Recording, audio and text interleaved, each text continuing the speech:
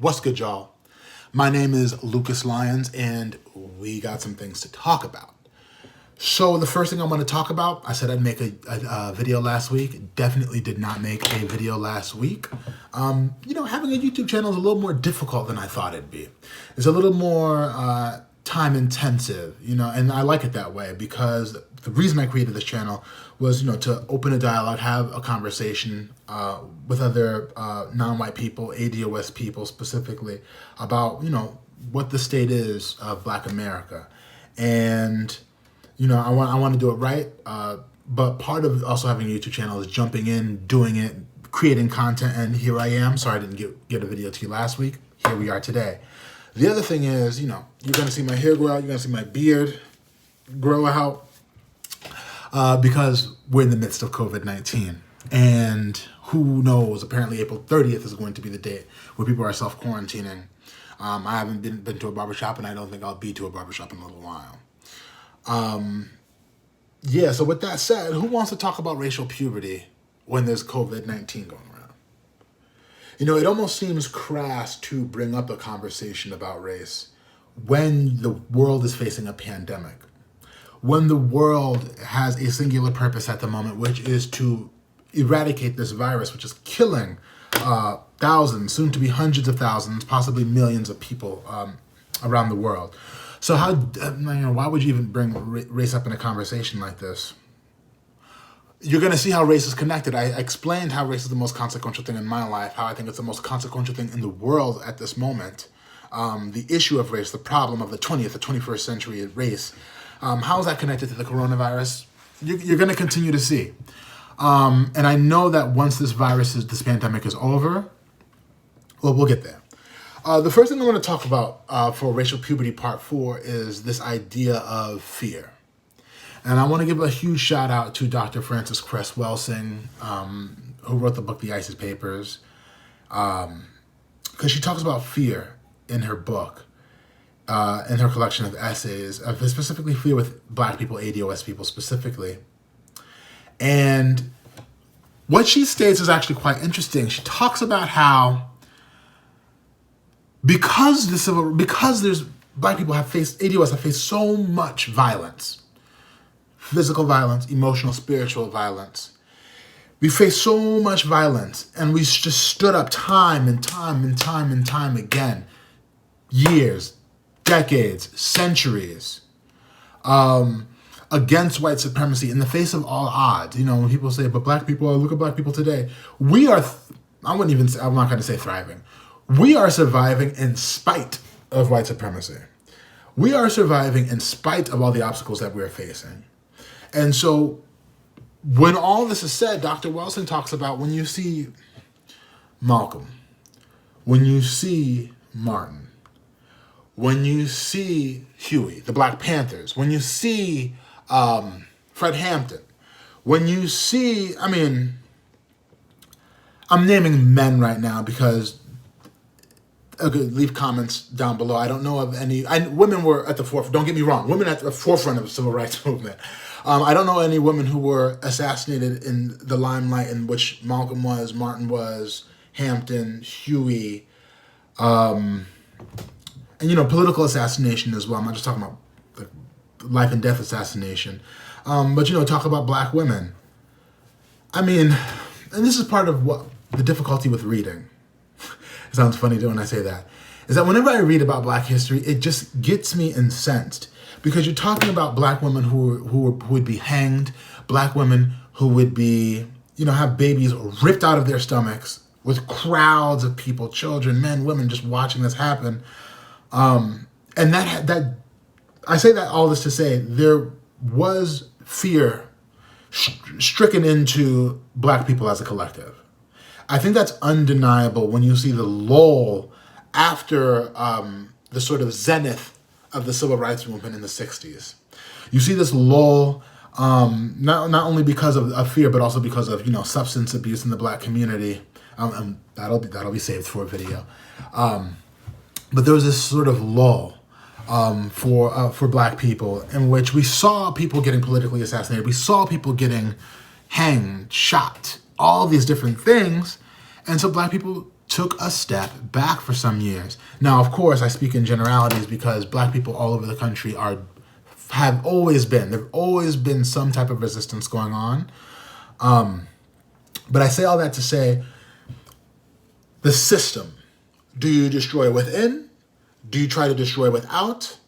Audre Lorde talks about how the master's tools will never dismantle the master's house because of fear.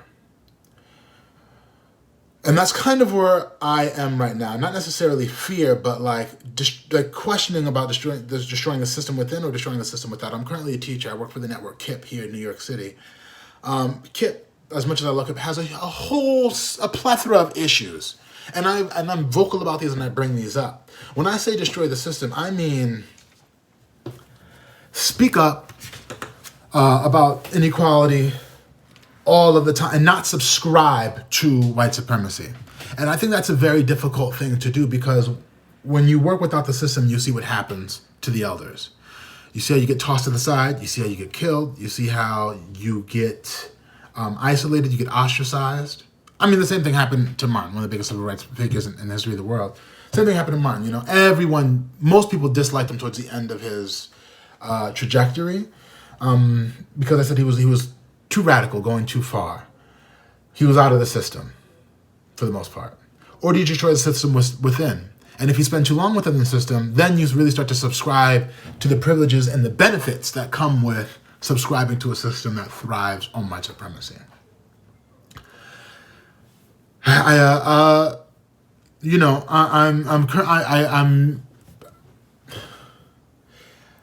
see the merits of both. I have a difficult time in my life right now figuring out where I fall as part of the YouTube channel. How much is too much? How much is not enough? When it comes to doing the right thing, it's going to be a tough battle. It's going to be a tough journey. It's already been a tough journey, and it's going to continue to be a tough journey because speaking up about the right thing is always the hardest thing to do. So I say that to say, fear. You're in this crisis of racial awareness, constantly looking. But do you face the beast that is white supremacy, racism, head on? Do you face the federal and state violence head on, and how do you do that? Well, part of the way that I'm doing that is teaching, making these videos, trying to get the education out there. And I hope that the tools that I need in my toolbox and the tools that I have continue to evolve so I can make a serious impact on the world and make a better place for my niece, my nephew, my kids, my grandkids at some point in the future. And it's this idea of fear that we need to get over, that I need to get over. Some fear about, speaking up and part of the fear is also white people withholding resources because there's no lot. White people have the resources in this country. As much as black people want to deny that. So I don't need nothing from no man. I don't need nothing from no... Sure, understandable. I understand the sentiment. White people have the resources. And something in my mind is if I speak up against white supremacy, will those resources be held away from me? And I mean, that's a longer conversation to have, but I know I can't be the only one to have that conversation. And so I had that thought, that line of thinking. But that's where I am. I talk about Dr. Cress Wilson because she brings up fear and how specifically black men, there's like fear struck into us, and it has been going on, for 400 years, to not speak up and speak out against power. You talk about the name of this YouTube channel. We're about to hit 10 minutes. I need to jump into the next topic. You talk about the title of this YouTube channel. The Spook Who Speaks, that comes from The Spook Who Sat by the Door, the main character, Dan Freeman, working for the CIA in the 70s, excuse me. He had the same question. Do you destroy within? Do you destroy without? I'm not gonna spoil the book, but it's a really good satire. That's where the name of the channel comes from, The Spook Who Sat by the Door, and Dan Freeman's whole ideology of how white people think they're gonna develop him for a tool for white supremacy, when in actuality, he takes what he learned from the CIA, goes to Chicago, and that's kind of how I feel in my life right now. I'm taking all the tools that I got from high school, from college, and even the tools that I'm getting through professional development, through the KIP network, and, thinking, how can I really use these things to forward the ADOS, forward the Black agenda in this country? So why are you talking about racial puberty when COVID's going on? That's not even important right now. What are you talking about? Check the description below. Yvette Carnell made a video. Antonio Moore made a video about what I'm about to get into right now. They're very lengthy videos, so I highly recommend you find some time to watch those videos. And they bring up good points about... Mark my words. If there was a Great Recession in 2008, but it was called the Great Black Recession because of how far Black people fell back, this is worse than that time. It's going to continue to get worse. There's no way Black people are coming out of this better than when we started, and this is something that we need to focus on right now. And this is due to all of the historical state and local and federal violence that, we talk about on the channel. We talk about it all the time. So, I got my computer open right here. Wait until I figure out how to get the images and the pictures and the receipts on the video while you're watching. Take my YouTube channel to another level. But, you think about a place like Flint, Michigan. You got the governor there. I think his name is Governor Neely. You got Flint, Michigan, who's already facing a crisis beforehand. You got the governor saying, it is, excuse me, not the governor, the mayor. It is a crisis on top of a crisis with a side of crisis. Who talks like that? Referencing the COVID-19, a crisis on top of a crisis with a side of crisis.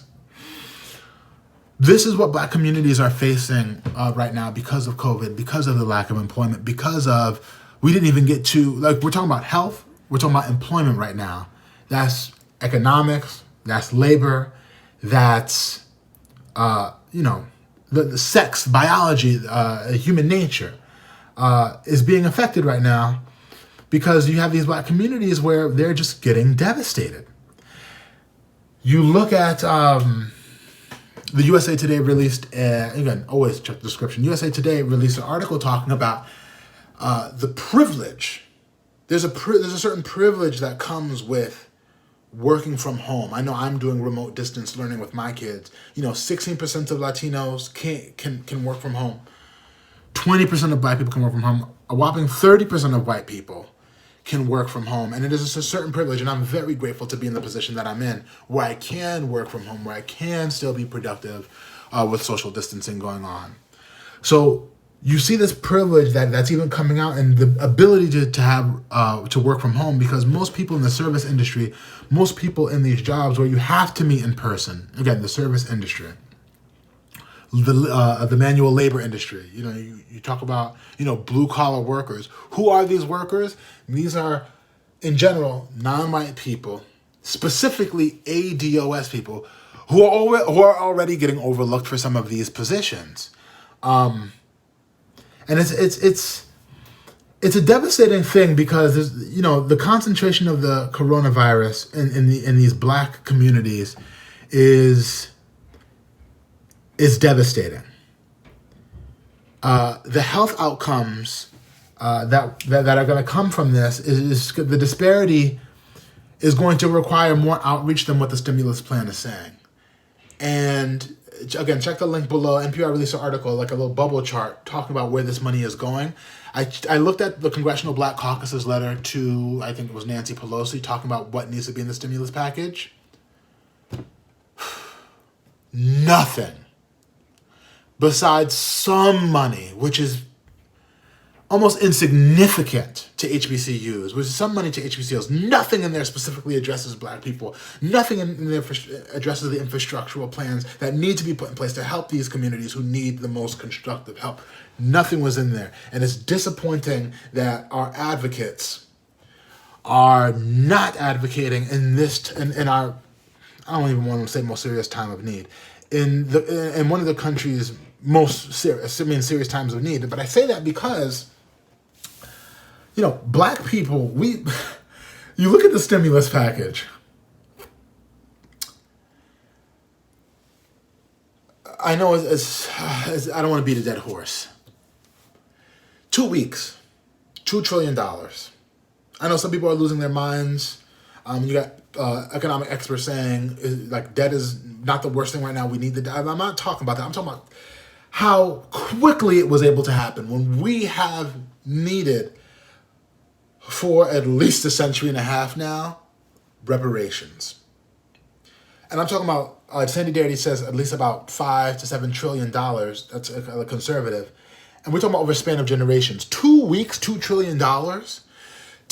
This should symbolize to you that it's a lack of will, not a lack of resources. I mean, but we've known this. I mean, this is more concrete evidence. We've known. You and I have known this. We've known this.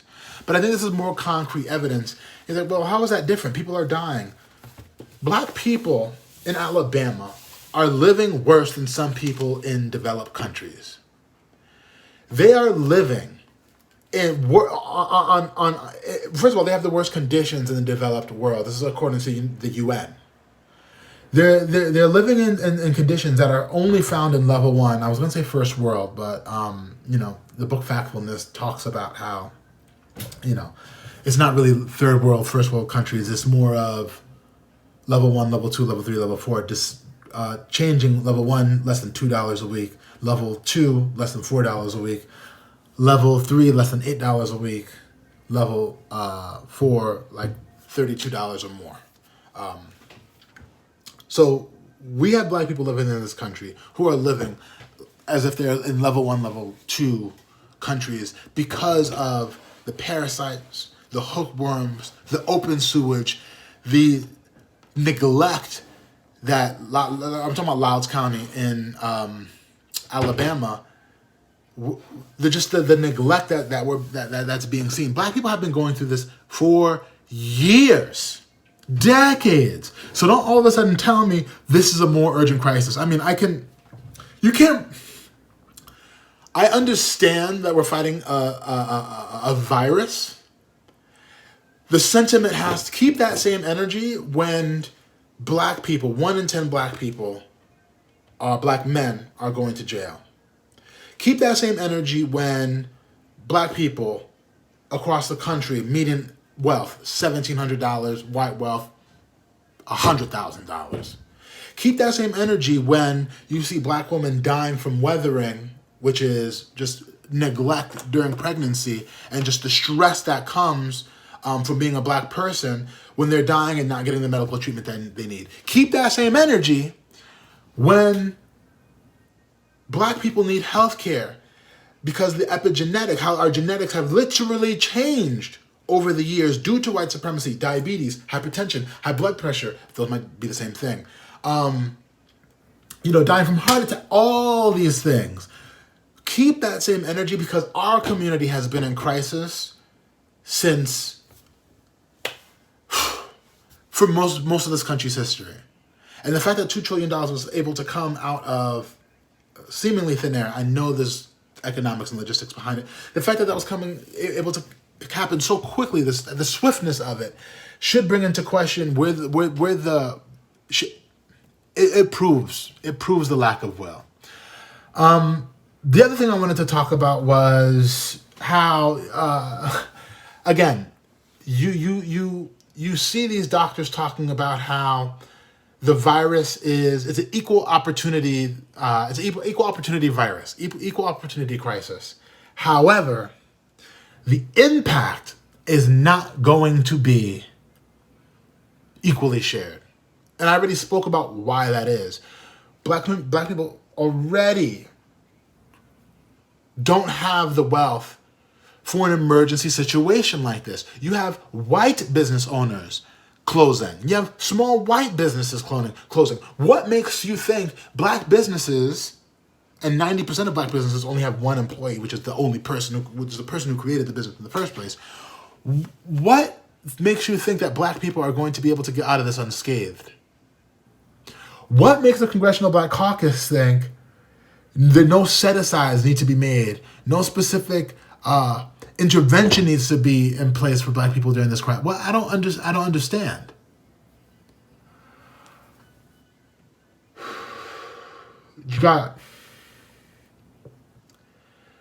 You got Alabama, black people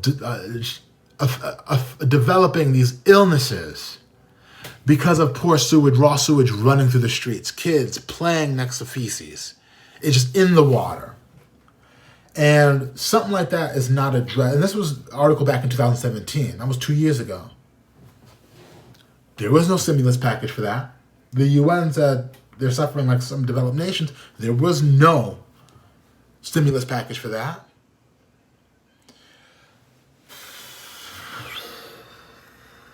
There's no breakdown of COVID and how it's disproportionately affecting, the illness, how it's affecting different races in certain ways. Mark my words. At the end of this crisis, you're going to see it disproportionately affect black people. Black people are already disproportionately losing their jobs for reasons already stated in this video. Mark my words, you are going to see that happen. And black people need to be prepared for this. We need to get our heads on straight so we can come out of this, I don't want to say stronger than we went in, but we just have to be aware of what's at play right now. The last thing that I want to discuss very quickly is this News One article that, stated some of the things that I stated.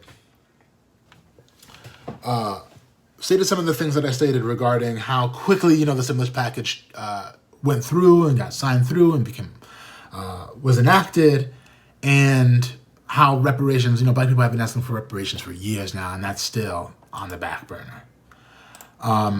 We need to continuously demand these things from our leaders, from our politicians, from the Congressional Black Caucus. I just can't get my head around it. I'll leave the letter in the description below. Read through it. You let me know if I missed anything. I don't see anything that's specifically addressing the needs of black people in this country because of the historical terrorism that has been inflicted against. Nothing. But I forget where I was. Yeah, this News One article. Very quickly, I'm going to address one of the questions they asked was one of the aspects that's making it the reparations debate hard to realize is the question of who gets it. I don't understand why that's. I don't understand why that is. Solidarity has already gone through. An abundance of people have already gone through this. Majority of black immigrants in this country came after 1960, 1980. I don't think it's that difficult to address the history of black people in this country and to see. The census has changed 10 times, I think, since it was invented. And it might be more. That's a conservative number. The census has changed 10 times. And because race is constantly changing. You can't tell us, and one of the demands for the ADL agenda, you can't tell us that we can have a specific designation to make this aspect of the debate easier to realize. You can't put that on the census. It'd be a very simple solution. This is, me, Lucas Lyons, speaking about this. And I have no expertise in, population, like census taking or whatever. There are experts in this who have already stated how this can be done. So I don't understand why this News One article is saying who would actually be compensated. The people who would be compensated are the people, American descendants of slavery. That's what the whole movement's about. And Yvette brought up a good analogy about, imagine me going to Nigeria, Ghana, Jamaica, Haiti, anywhere, where there was slavery. Imagine me going there next year, and then I have kids, and I'm like, me and my kid deserves reparations for the injustices that were inflicted on the Ghanaian people, the Nigerian people. Does that make sense? I don't have. And of course, there will be, exceptions to the rule. I don't have, my family spilled blood here. My family is I'm talking about Atlanta. My family fought for this country. My family is a descendant of the historical terrorism that has been placed on black people in this country.